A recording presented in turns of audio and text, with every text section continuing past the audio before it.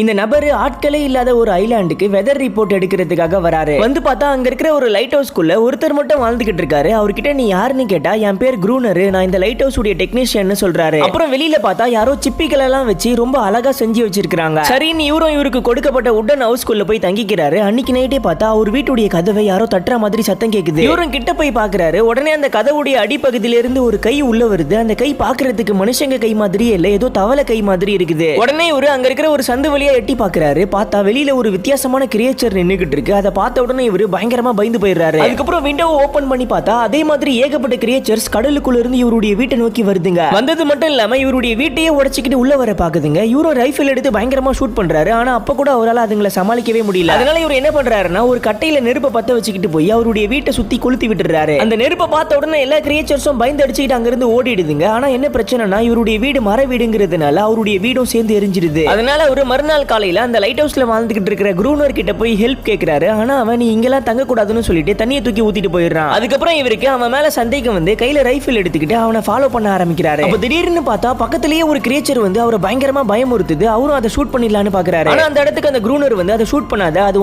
ஒன்னும் பண்ணாது, அதை நான் தான் வளர்த்துக்கிட்டு இருக்கேன்னு சொல்றான். அதுக்கப்புறம் அவருக்கும் அந்த லைட் ஹவுஸ்க்குள்ள தங்குறதுக்கு இடம் கொடுத்துறான். உள்ள போய் பார்த்ததுக்கு அப்புறம் தான் தெரியுது அந்த க்ரூனர் அந்த கிரியேச்சரை ஒரு அடிமை மாதிரி நடத்திக்கிட்டு இருக்கான். அது மட்டும் இல்லாம நைட் ஆனதுக்கு அப்புறம் இந்த கிரியேச்சரை மட்டும் ஒன்னும் பண்ணாம மத்த கிரியேச்சர்கள் எல்லாம் அவன் வேட்டையாடுறான்.